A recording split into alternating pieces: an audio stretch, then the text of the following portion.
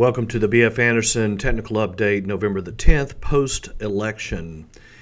Well, Trump got elected. I feel very good about things. I'm probably the most optimistic I've been in a long time.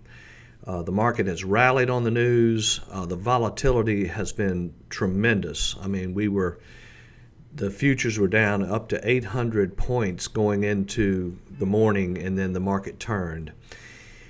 This is the first pro-business administration since the Reagan administration. The thing to understand about Ronald Reagan, he came in 1980, and we were dealing with hyperinflation. I can remember it as if it was yesterday. Started in the business in 1976. Interest rates were going up and up and up due to hyperinflation. It was the big problem, and the problem was corporations were having their profits squeezed because their costs were going up so fast that they couldn't make a profit. So a long time ago, I had a mentor tell me that the most important thing is interest rates and earnings. In fact, I believe it's the only thing the market really pays attention to. But the key to Reagan was he had a team. And the primary member of that team made all the difference in the world, and his name was Paul Volcker. He was head of the Federal Reserve.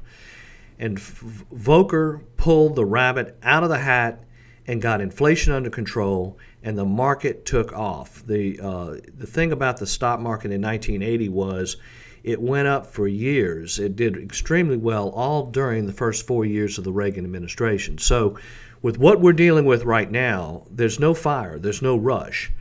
This could be a turning point for the market on a real long-term basis. I'm very excited about it.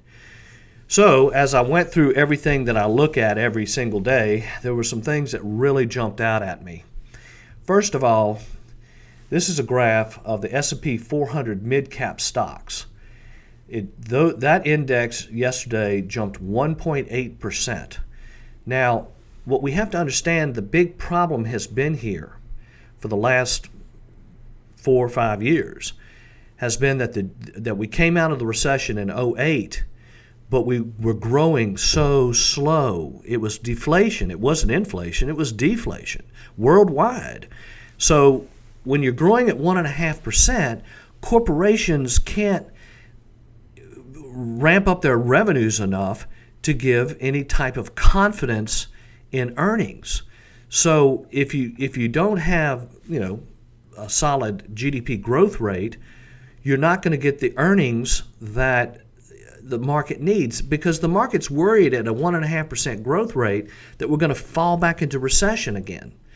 So when you see that the fact that the mid-cap stocks are moving up is a very positive sign, because think about this. When it comes to stocks and investing, what you're trying to do is you're trying to find a small company or a middle-sized company that's going to become a big company. Apple's a perfect example. In 2003, Apple was a $30 billion company. Now it's a $600 billion company. That's how you come out on this. So the idea of just going with dividend-paying stocks, real big companies that are already mature, is kind of a hard thing to come out on, in my opinion. Now, my sources tell me that the Republicans under Paul Ryan, now Paul Ryan could be the Volcker for Trump. I mean, there is a similarity here. Now, Paul Ryan is controversial because he really didn't support Trump like he should have, but he was on TV yesterday, and it looked like everybody's patching everything up. But Ryan is working on something called the Blueprint. And the Blueprint is all about increasing the GDP growth rate to 4%. Now, they're talking about reduction of regulations, they're talking about corporate tax cuts, infrastructure spending, all kinds of things, and trade-related issues that are kind of controversial because of free trade. But these are smart people. Trump's going to put together a very pro-business smart team. And so as a result, I believe that we're going to see some sort of improvement in the mentality and the psychology of the future of corporate earnings. That's what matters. So if you get GDP growth rate up to 4%, really two things are going to happen. One, earnings are going to improve, and then second, interest rates are going to go up because they're just too low. Alan Greenspan has always said that the normal rate for the 10-year Treasury is between 5 and 10%. So I'm going to look at that. But as you can see here on this graph, the mid-cap stocks rallied on the news of Trump. Now here's another one. Here's the small caps.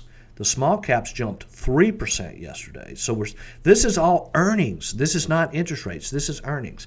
But let's take a look at what is the market telling us here. Now, if you look at this 10-year Treasury, which is the 10-year Treasury note, the interest rate has been dropping and dropping and dropping due to deflation, due to lack of earnings, due to lack of confidence, fear. There was so much fear in the system. Well, back in 2012, right before the election, rates got down under around 1.5%. Now realize the norm is 5 to 10%, but that's another story. Then rates started to improve because the election was over. Everyone felt like the economy was going to pick up. Then rates zoomed. Now, in 2013, the stock market and our portfolios had one of the best years we've ever had. It was a fantastic year. But then the wheels came off and interest rates started coming back down again, going back into deflation. Worldwide, things were going very poorly. And then we get down here to 1.33% on the 10-year note. Well, yesterday, if you note, that the 10-year Treasury note jumped 10.11%. The yield jumped that much. So we actually broke out above the 200-day moving average here. And, I had always said that the key area here was around, 1.98 to 2%. Well, we went through that. And so far this morning, it looks like rates are up again. Now, this is the 2-year Treasury note. You can see here also, we made the low in the yield down at 0.56 back in July. Now, as of yesterday, the yield on the 2-year note jumped almost 3.5% to 0.9. So we're seeing short-term rates and long-term rates starting to move up here. Now, for bond investors, here's the warning. This is the 20-year Treasury bond fund. Peaked here. Last time I reported to you, it was down about 9% here. It dropped another 4.25% yesterday. So what does this all mean? What it boils down to is we have got to see growth in the economy. Is the Trump administration going to be able to come out with a plan to get GDP growth rate up to 4%? That's the key to this thing. So we're watching closely. I would have my watch list ready to go. There's no rush here. Take your time. The most important thing, I believe, is to find the right stocks. And we are working on that. If you have any questions, let me know.